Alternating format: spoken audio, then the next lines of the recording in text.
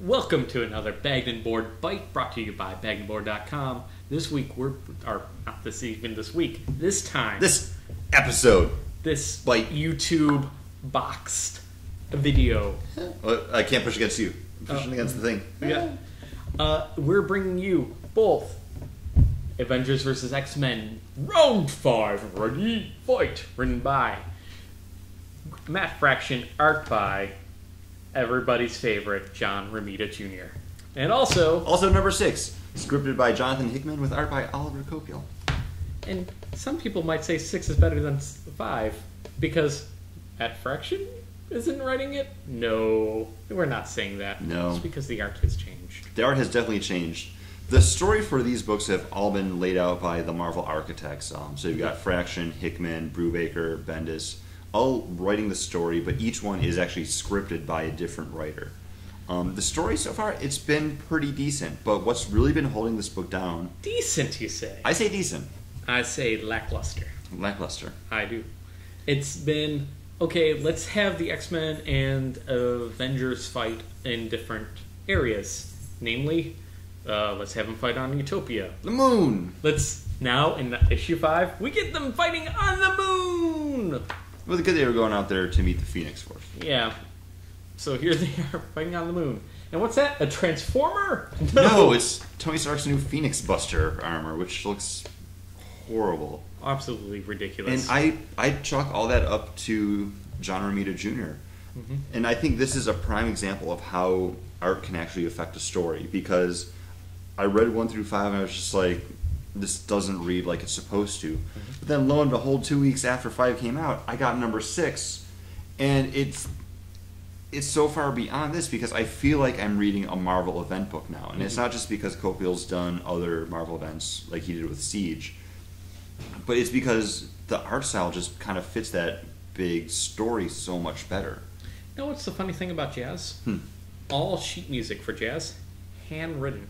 Really? Yeah, they use a handwritten style because they think it'll make the musicians play it looser than if they actually had the notes printed, very structurally.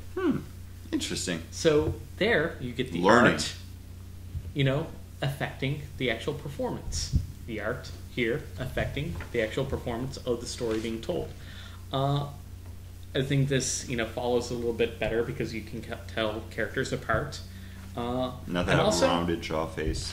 Also, it's no longer about let's just see the X-Men and the Avengers fighting on different plateaus. It's no longer let's get them to the Arctic to fight. Let's get them on Utopia to fight. Let's get them on the moon to fight. We actually see the story progress a little bit more than let's get hope, even though it does come down to hurry up, let's get hope. Yeah. Because it's never gotten away from that. And that's why I think the story overall has been lackluster. Okay. It's still issue 6, and we're still doing the same thing we did in issue 1. Well, we're now officially halfway through the series. Yes. Oh, God. 12 issues. I didn't know. Like, everything's been set up, and you have to look at that. Like, it's all been set up, and I feel the first 5 haven't been the best setup. I think everything that's happened could have been done in, 2 issues. You mean Cyclops, White Marvel Queen, decompression. Namor and Magic getting the Phoenix Force? Basically, everyone that's in Uncanny X-Men, the other X-Men book that we don't read, basically becoming the new host of the Phoenix Force instead of one person like we've had before, which is how it's supposed to be done. Man, it seems like there was a April Fool's Day joke based on that so long ago. Check out baggedandboard.com for that April Fool's Day joke. But what we see here is the Phoenix Force being a little bit more of a benevolent creature than we've gotten before, where it's actually being like, no, look, we're helping. See, we're making the world a better place for you. And we're clearing out the old to make room for the new. And it's in that they realize, no, we got to get rid of the Avengers. They're the ones that are kind of slowing everything down here now. Because Scott was very focused on getting Hope trained and ready for the Phoenix Force to do one thing only. What was that one thing? Rocktoberfest at your Toyota dealership. No, it was to reignite the spark of the mutant birth. Right? Yes. Let's bring the mutants back. It's the only way to stave off our extinction. But what does he do? But now he's possessed by the Phoenix Force, and the Phoenix Force is all about making the world a better place and kind of keeping with what Xavier's dream originally was. So I think we're seeing the Phoenix Force kind of going through these X-Men to accomplish that, and it's just using what they know to accomplish it. It doesn't care about things on the smaller level. Well, mutant extinction, I guess, is a small thing to the Phoenix Force, making Scott the worst middle manager ever. Scott's always been the worst middle manager ever, though. If you've read any X-Men book, you know that. Xavier's plan. Scott, this is what we want to do.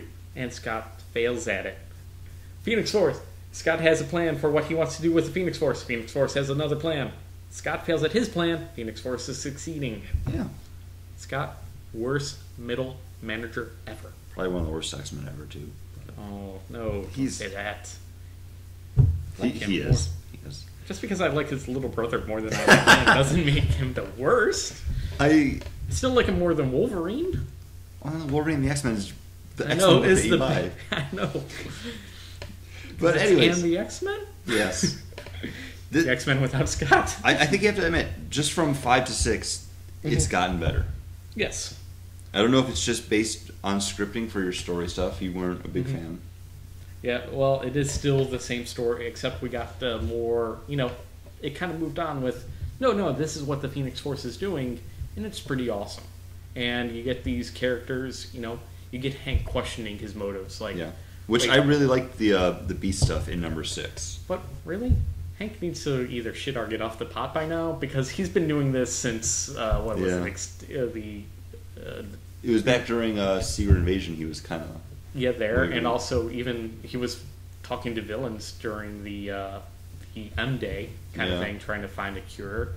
So, is he going to do the bad thing, the ends justify the means, or is he going to be like, no, the means met too? I think Beast is a good everyman.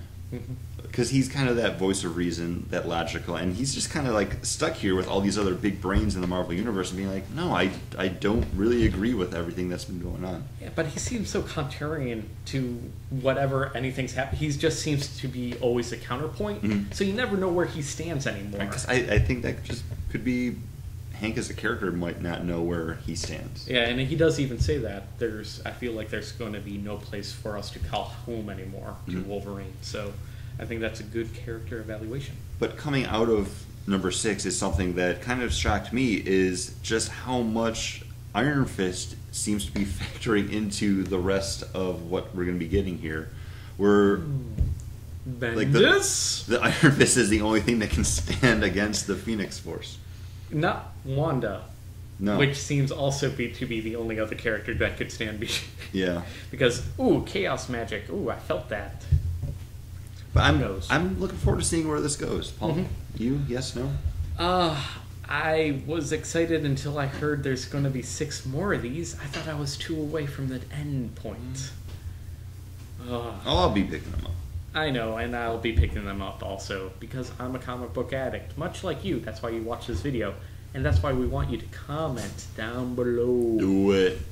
If you like it, hey, check us out over at bagandboard.com, and like us on Facebook, too. Also, find our weekly audio podcasts over on the iTunes. Leave a rating and a review. I love them reviews. I like drinking beer. You finished yours. Now you can tell which order we recorded these in.